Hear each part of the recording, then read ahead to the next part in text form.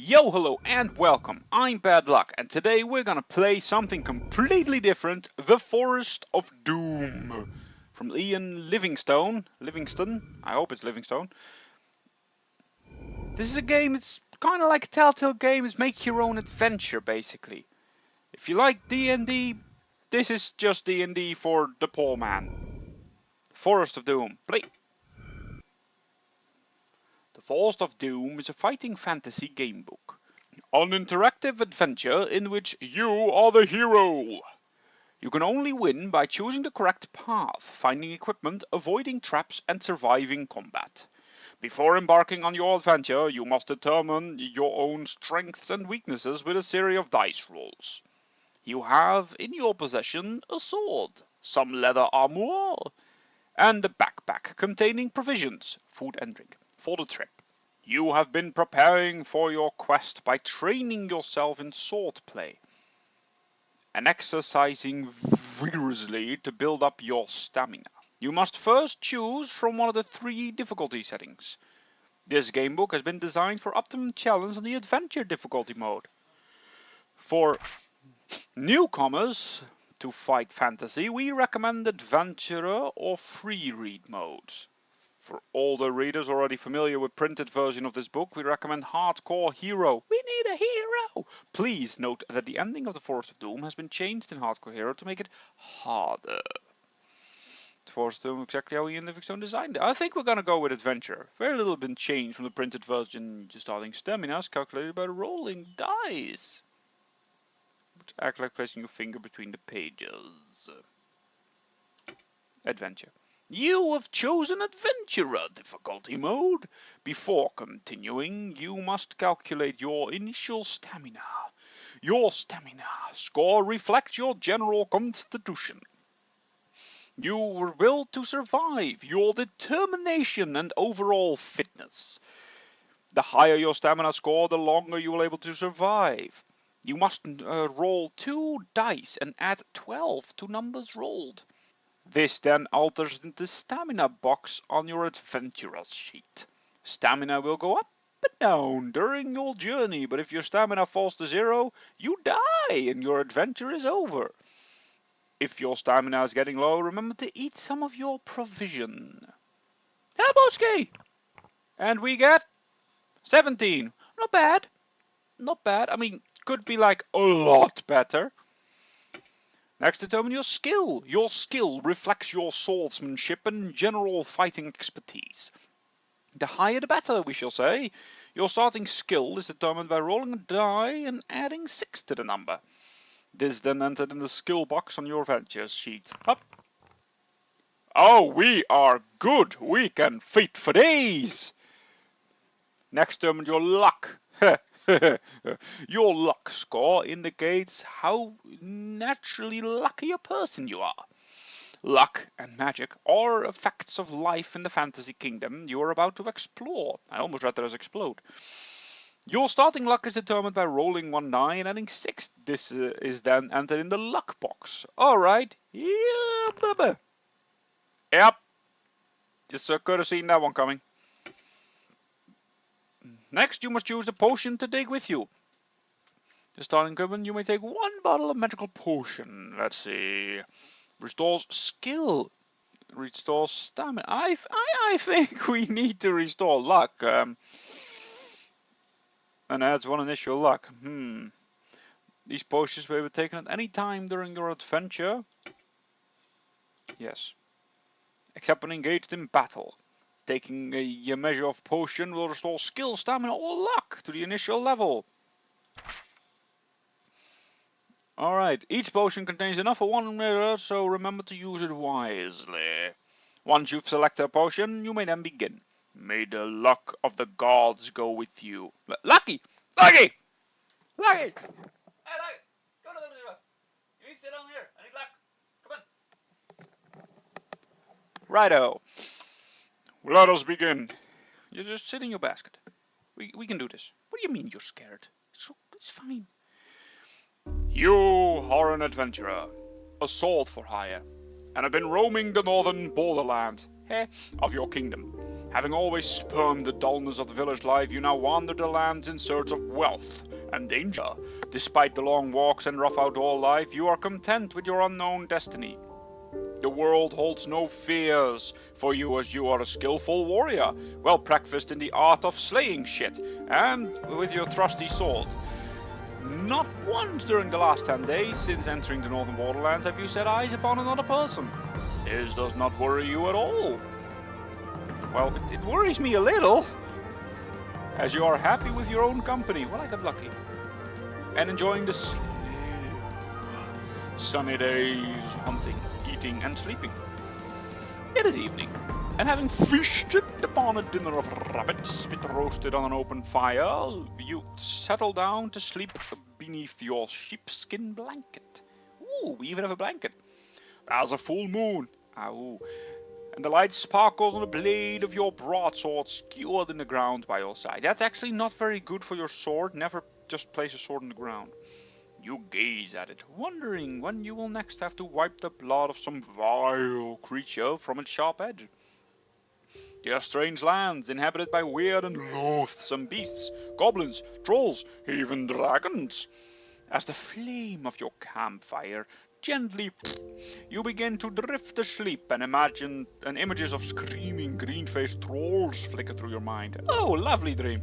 Suddenly, in the bushes to your left, you hear a loud crack of a twig breaking under a clumsy foot. You leap up and grab your sword. You stand motionless but alert, ready to pounce on your unseen adversary. But then you hear a groan, "Oh!" followed by a dull thud of a body falling to the ground. Is it a trap? Slowly you walk over to the bush where the noise is coming from, and carefully pull back the branches. You look down to see an old man with a great bushy beard, his face contorted with pain. You crouch down to remove the iron helmet covering his balding head, and notice 2 crossbow bolts protruding from the stomach of his plump, chainmail-clad torso. Picking him up, you carry him over to the fire and stir the dying embers in life. Poke, poke. After covering him with a sheepskin blanket, you manage to get the old man to drink a little water. Oh, yay! He coughs and moans. He sits up rigid, his eyes staring fixedly ahead, and starts to shout, "I'll get them! I'll get them! Don't you fear, Gillibrand! Big Lake's coming to bring you the hammer! Oh yes, indeed I am! Oh yes!" The dwarf, whose name you presume is Badluck, is obviously delirious from poison-tipped balls lodged in his stomach. Maybe we should remove those. You watch as he slumps down against the ground, then whisper his name in his ears. Of course, his eyes stare unblinkingly at you. Then he begins to start to shout, "Ambush! Look out! Ambush! Oh, the hammer! Take the hammer to Gillibrand! Save the dwarfs!" His eyes half closed and the pain seems to ease a little. And as the delirium subsides, he speaks to you again in a low whisper. "Help us, friend. Take the hammer to Gillibrand." He's still delirious. "Only the hammer will unite our people against the trolls. We were on our way to the dark wood in search of the hammer, ambushed by the little people." Have you seen yourself lately? "Others killed. The map in my pouch will take you to the home of Yatstromo, the master mage of these parts. He has great magics for sale to protect you against the creatures of Darkwood. Take my gold." Okay. Thank you for that. "I beg you to find the hammer and take it to Gillibrand, my lord of Stonebridge. You will be well rewarded." Badluck opens his mouth and starts another sentence, but nothing comes out except for his last dying breath, and boy, he should not have eaten that stuff. You sit down and ponder Badluck's words. Who is Gillibrand? Who is Yatstromo? What is all this fuss about the dwarfish hammer? Why am I talking to myself? Why did I not save him and remove the tipped arrows? You reach over the still body of Badluck and remove the pouch from the leather belt around his waist. Inside, you find 30 gold pieces and a map. Hooray! Jingling the gold coins in your hand, you think of the possible rewards which may await you, just for returning a hammer to a village of dwarves. You decide to try to find the hammer in Darkwood Forest. It's been a few weeks since your last good battle, and what's more, you are likely to be well paid for this one too. With your mind made up, you settle down to have a nap. Having taken back the sheepskin blanket from poor Big Leg. Oh, nice. So first I gave it to a dwarf. Now it's covered with like poisons and whatever he was covered in, and now I'm gonna sleep on it. Yes! Well, in the morning, you bury the old dwarf and gather up your possessions. You examine the map, look up at the sun, and find your bearings. Whistling merrily, you head off south at a good pace, eager to meet this man Nostromo and see what he has to offer. Now turn over. Okay. Your walk to Nostromo takes a little over half a day, and you arrive at his stone tower, dirty and hungry. As the tower is set back on the edge of the dark wood, some 50 meters from the path you will be following, it is difficult to find. Finally, you walk up to the huge oak door, somewhat relieved to find that it does actually exist and that Big Leg had not been speaking wildly in his delirium. Yeah, that's another thing. This dwarf is completely delirious. He whispers some magical things about a hammer and off we go. We're an idiot. We did not roll intelligence because we don't have any. A large brass bell and gong hang from the stone archway. As you ring the bell, a shiver runs down your spine, and you realize that the loud boom invades a deep silence, which you had not noticed before. There are no sounds of birds or animals to be heard. You wait anxiously at the door and hear slow footsteps descending the stairs from the tower above. I'm coming! A small wooden slot in the door slides open, and two eyes appears to be examining you. Well, who are you? Demands a grumpy voice. Well, who are you? Demands a grumpy voice through the hall. You answer that you are I'm an adventurer in seek of the master mage Nostromo. I need magical shites from him for my combat against the creatures of the Darkwood. Oh, well, in that case, if you're interested in buying some of my merchandise, you'd better come up. I am Nostromo. Then he turns slowly and climbs the stairs. I'm not gonna attack a poor old dude. I'm gonna follow him up the stairs. See what he has. You follow the huffing and puffing old man in his tattered robes up the spider. Oh God, tattered robe. Buy some underwear. To a large room at the top of the tower. Shelves, cupboards, and cabinets line the walls, all filled with bottles, jars, weapons, armors, and manner of strange artifacts. Nostromo shuffles past the general clutter and slumps down in an old oak chair. Here, he reaches into his top pocket and pulls out a fragile pair of gold-rimmed spectacles, placing these on his nose. He picks up a piece of slate and chalk from the table next to his chair and begins to write frantically. Then he hands you the slate.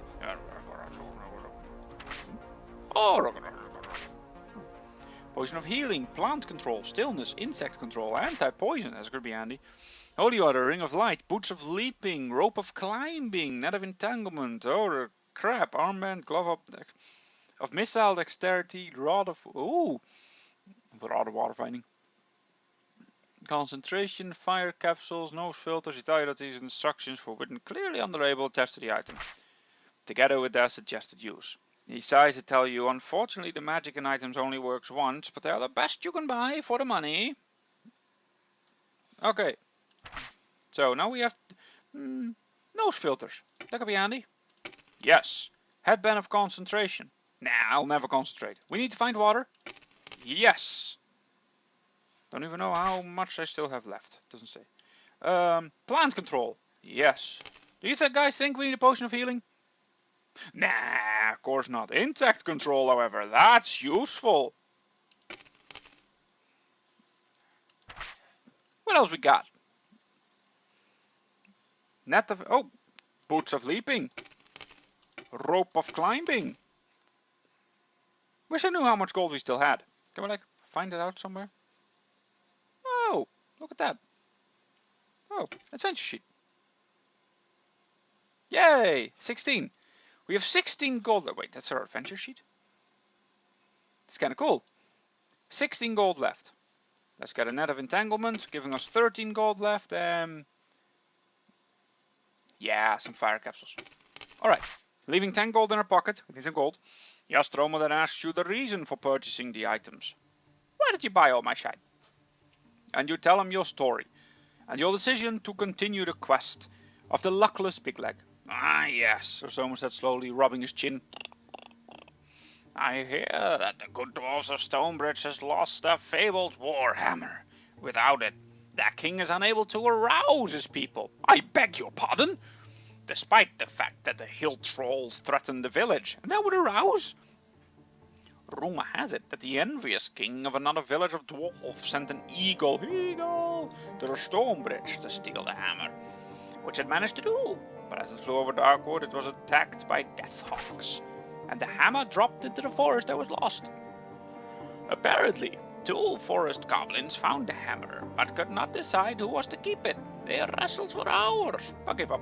Then they discovered that the handle unscrewed from the head, and arguments were settled. One keep the head, one keep the handle, and then they parted their way, each happy with their new treasure. Who knows if they still have them? So I'm afraid it's your problems are doubled. I can tell you that the head is made of bronze and the handle is made of polished ebony. Which is hilarious if you just played Final Fantasy 15. Both head and handle have the letters G inscribed on them. Your task is not easy. Good luck! Wow. Thanks. And then you fall up the stairs. Outside, in the brightest light, you noticed the dead quietness again.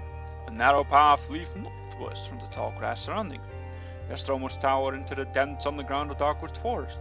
In a few strides, you are surrounded by the dark, tangled forest. Stones and knotted roots seem to hide in the shadows, and you can almost believe that they are trying to trip you up. The light fades quickly and air becomes moist and unpleasant. Deeper and deeper you go into the gloom. Eventually the path forks on either side of a huge old tree. Go to west, go to east. Let's go west. In the narrow, overgrown path continues to weave its way through the crowded forest. Strange animal cries echo through the trees. It's not long before you arrive at another junction in the path. If you wish to continue westward, well, where are we? We have a map, don't we? Oh, we're there. Let's go west. Hippity-bip. The path turns suddenly to the right and proceeds northwards into the dense underground. Well, that did nothing. Suddenly, off the path to your left, you hear cries for help. Help! No, let's aid. Of course. That's a trap if I ever saw one. Clambering over the gnarled roots of the old trees, there we go, you head in the direction of the cries. After a few minutes, you see a man dressed in long dark robe with his foot caught in a rusted rabbit snare. His face is masked by the robes, and only dark brown eyes are visible. Elder, yeah. You wedge your sword between the jaws and pull it like a lever. The rope adds his strength and finally snare springs open. He thanks you over and over and explains that he is in the forest looking for his long-lost brother, who he thinks is living the life of a hermit somewhere in the depths. Together you scramble back to the roads the path leads to. You ask him to accompany you north, but he politely declines, saying he believes his brother lives to the south. Would his brother be your Stromas? Feel uncomfortable. There was something in this man he did not trust. Ah, all my gold is missing. I knew it. Walking along the twisted path, you see a small sinew creature with brown scaled skin sitting on a log right to the right of the path. He has a sullen expression on his face as he slowly tosses a black shiny rod on a leather cord back and forth. He might be one of the goblins. No. Try a conversation. Hello. Hello. Then he starts to metamorphose for eyes. He becomes taller and turns green. A large spiny tail extends from his back. His arms thicken. Reptilian. His face distorts and becomes reptilian with red eyes, a wide mouth and dozen razor-sharp teeth. He's not a goblin. He's a shape changer, and you must fight. Sure. Maybe.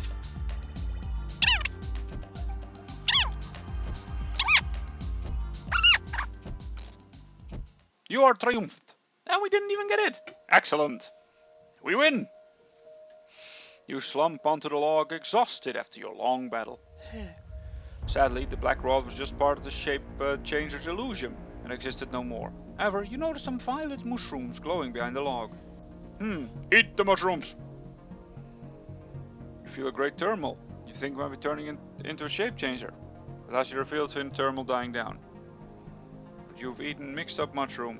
Your skill now becomes your luck, and your luck becomes your skill. Oh! Oops! Well! Look! Look, Lucky! I'm lucky! This is, right. The path continues north as soon as you reach another junction. Yeah, let's go east. Walking east, you come across a branch in the path heading south. You decide to ignore it and continue east. Yep. Hello! The path continues east and then turns sharply north. Narrowing slightly, the tree seems to crowd in on the path even more than usual, and a tingling feeling down your spine tells you something is not right. Suddenly, a branch from one of the trees to your right whips out and knocks you on the ground. Hip! Why? Do you still live? Yes, of course I still live. You stagger on your feet, see the trees have moved onto the path, blocking your way. The tree is old with thick cracking bark. You can just make out its hidden eyes and mouth in the middle of its trunk and realize you've been attacked by a treeman. Well, he hit me first, so let's fight. Yeah. Oh hey, we do have the fire capsules. Yay! You reach into your backpack and pull out a small cloth pouch containing the capsules. There are 5 of them, all red and shiny. You take out one and throw it towards the advanced treeman. Hippie! It lands in front of him and explodes in a puff of white smoke. A jet of flame shoots up out of the ground and forces the treeman to back away. Whoop, whoop, whoop, whoop, whoop. You seize your opportunity and throw the remaining capsules at the treeman. Flame bursts out all around him as you run past him while he's trapped. Soon, you are well away from the treeman and stop running. Heading north, you see that the trees are at last starting to thin out. Yay, no more treemans. Daylight appears through the trees on either side of the path and the forest thins out more. Soon the path leads out of the trees into a large plain with tall grasses. Beyond you see rising ground leading to low hills. The new branch of the path leads east. Continue your quest, you may now keep walking north. Or go east. No, keep north. Fuck it.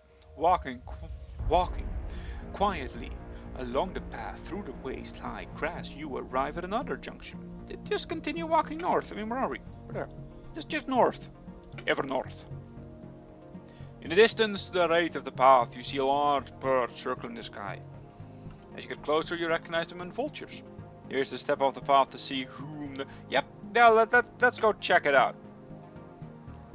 You're a low moan. You look up to see the vultures patiently waiting overhead. A few steps further, you see an ugly sight of a huge man with muscles like knotted iron. Staked out to the ground. Oh, dang! His arms and legs are tied to 4 large wooden pegs, driven deep into the ground. The man is naked, except for a small loincloth, and his skin is badly blistered from the sun. His face and chest showed bloody signs of cruel torture. His captors will not have gained information they sought from him because he's a barbarian. Yeah, sure, got him free. You got the thick robes on the barbarian. He grunts, sits up. He looks at you and sneers. He's either delirious or ungrateful. For he pulls out one of the wooden stakes from the ground and turns to attack. Seriously! Oh, we don't have our skill now. Ow! Look!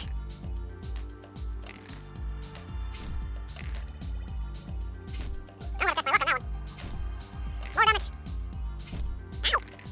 Oh, why did I eat this room? I saw Mario do it. It never had any problems. Test my luck. Ah. Man. Oh dear. Oh damn.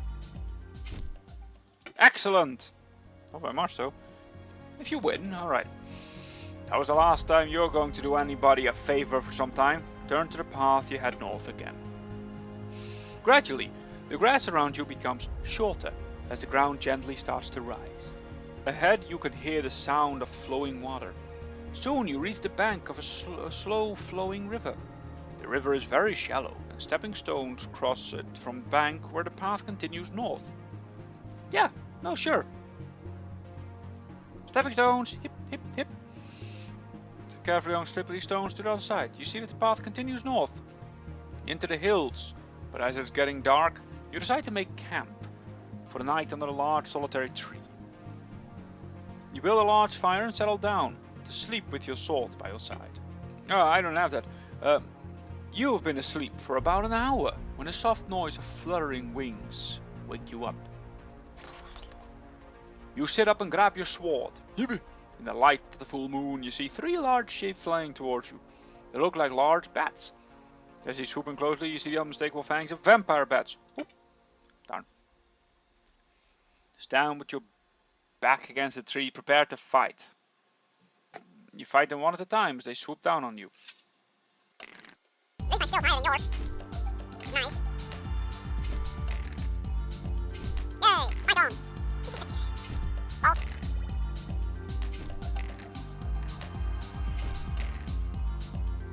Come on. Come on. Come on.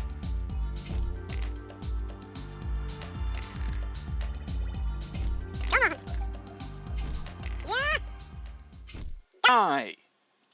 Haha!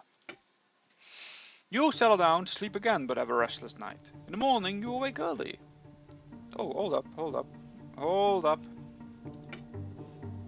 I have stuff.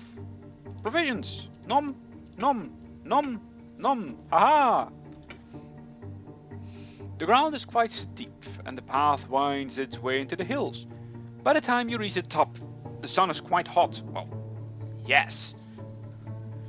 All around in the distance, you see that the green circle of the dark wood forest. Mist still hangs in the tall grass behind you. But ahead, you see a valley floor bathed in sunlight. All is quiet. As you start down the far side of the hill, you see the junction in the path. You may continue north down the hill. Yep, let's go. The path runs north down the hill, between large boulders and rocks. You have an uneasy feeling that you are being watched. Then from behind one of the large boulders to the left of the path springs 2 sinewy men with long hair and beards. They are wearing animal furs and looks menacing. One notches an arrow to his bow and lets it fly. Come on. Oh, bugger. Well, it's still alive.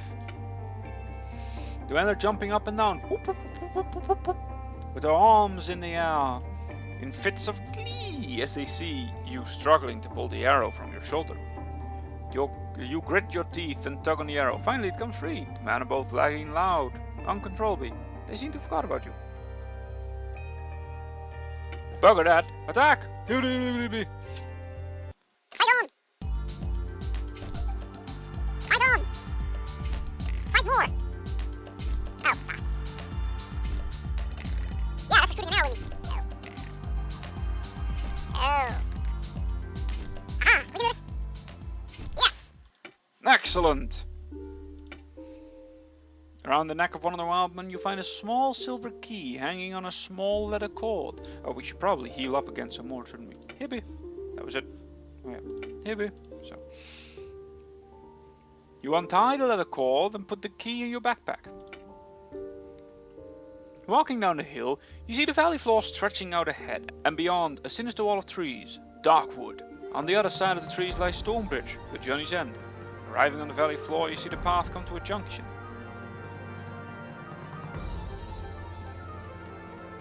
Let's see.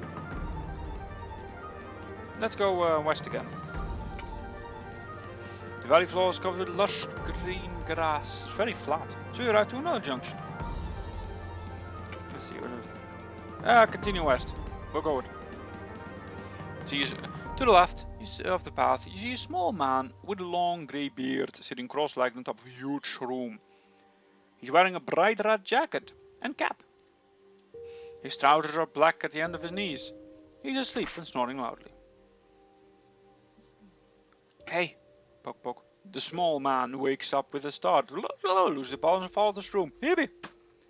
He curses. Curses. lying on the ground with large stumps. Oh, let that! Oh, let that! He looks at you and frowns. I'm sorry, good sir. You approach the gnome with your hand extended, offering to shake his hand. An offer he accepts with a doubtful look on his face.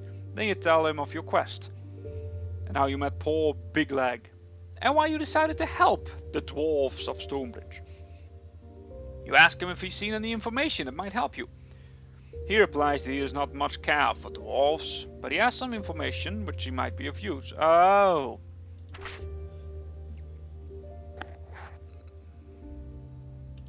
Let's give him an item. The Rod of Water Fighting. Give him that. Yay! He accepts his payment. The gnome smiles and tells you that he saw the skeleton of a goblin inside a stone crypt. Perhaps it was the skeleton of one of the two goblins which you are looking for. Perhaps not. He says that the crypt is somewhere north in the forest, but exactly where he's not sure. You're annoyed that the gnome does not have more information. Well, actually, basically that gives me a lot of information. You ignore to go. Oh, south. Oh yeah. Well, we don't want to go south. Let's go west. The path makes a sudden turn to the right and heads north across the valley floor. To the left of the path, you see a large pond with a small wooden hut with a thatched roof by its edge. Sure. Let's investigate. You walk around to the front of the hut and see a large blue vase on a small porch. There's nobody about. You open the door of the hut, but there's nobody inside. The hut is also devoid of any furniture and objects. You walk outside again and inspect the blue vase. You look inside, but despite the sunlight, you are unable to see beyond the rim. The vase is filled with eerie blackness. You shake it and hear a rattling sound. Let's put my hand inside the vase. It's gripped by an intense pain. First feels like being crushed, and it feels like it's being set on fire. Let's stir about. To bottom of the vase, come in contact with several objects. You're surprised to see no marks or injuries. You examine yourself about 5 gold. Where were you? A dragon's tooth, an instant piece painted. A potion of strength, which will restore 5 stamina points whenever you decide to drink it. Yay! You walk across the valley, you see the dark green wall of darkwood forest looming up behind or before you. The path leads directly into the thick undergrowth, and soon you're walking between tall dark, east or north. Let's go north. The crypt was somewhere north, right? Amidst the trees to the left of the path, you see a small stone building covered with ivy and moss. Hey! So the building measures only 3 meters by 3 meters and has no windows.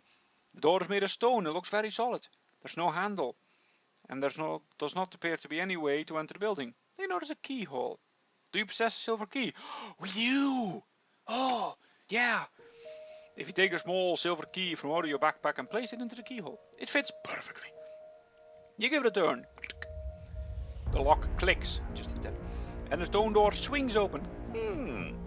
The stone stairs lead down from the door into the gloomy depth. You cannot see a thing down the stairs. You wish to descend the stairs. Sure, no, let's go. You step carefully down the stone stairs, feeling your way as you go. Slowly your eyes become accustomed to the dark. You begin making out shapes. You're standing in a small square room with a low ceiling. The floor is thick with dust and there's cobwebs everywhere. In the middle of the room there's what appears to be a large stone box, measuring approximately 2 meters by 1 meter. The top of it is a great stone slab. Along one of the rough stone walls you find a small alcove with a candle in it. You may light the candle. The light from the candle casts eerie shadows around the room. In the yellow light you see the face of an old man carved into the stone slab on top of the box. Then you notice the leg of a skeleton protruding from the shadows in the far corner of the room. You walk over to the skeleton to inspect it. The skeleton is small and his skull has sharp protruding teeth. It could be a skeleton of either a goblin or an orc. You walk over to the stone box. The slab on the top looks like it could be moved. Of course. Move it. try with all your might to move, but it will not budge. Do you have any dust of it? No. There's nothing more you can do in this room, so you decide to walk back up the stairs. Ah, man! I gave up a stick for that. The path presses on northwards through the dense trees, then makes a sudden turn to the right and heads east. The path is so overgrown in places that you have to use your sword to cut through. As you walk east, it's long and tiring, but at last you reach the junction in the path. Looking at Badluck's map, you decide to head north again in the direction of Stonebridge and ignore the narrow path continuing. The path opens into a small clearing. To your right, you see a pile of branches, grass, and pieces of rag. The lair of some large creature among the debris of an old bone scattered about. You catch the sight of something glittering. Oh yeah, no, look more closely. You rather investigate the lair, but suddenly aware of a dark shadow being cast about you. Oh! You look up to see a dragon-like creature with 2 legs and green, scaly skin flying down to its lair. A bolt of fire shoots from its mouth towards you. Test your luck. Oh. Ooh, you're lucky. The creature landing in front of you is a wyvern. It looks at you and opens its huge mouth to let out another burning roar. It's about 10 meters long, and its thick scales look hard to penetrate with sword. I do not. The wyvern long-tail swishes from side to side, and smoke curls from its nostrils. You draw your sword. Oh. Oh, Jimmy. Come on. Oh, we're dead.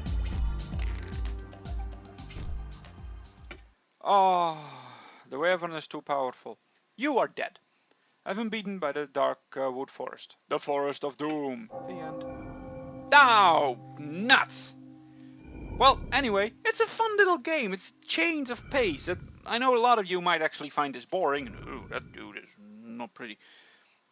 But I figured let's try something completely different. I saw this in a list and I'm like, let's try it. I really like these kind of games. And maybe you guys can figure out all the other ways.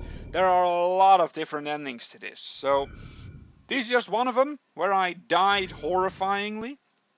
But hey, you guys play it for yourself and tell me what you found. I'd love to hear about it. But for now, I'm gonna leave this here. So thank you so much for watching me, and I'll hope you will all join me in the next time as well. Goodbye!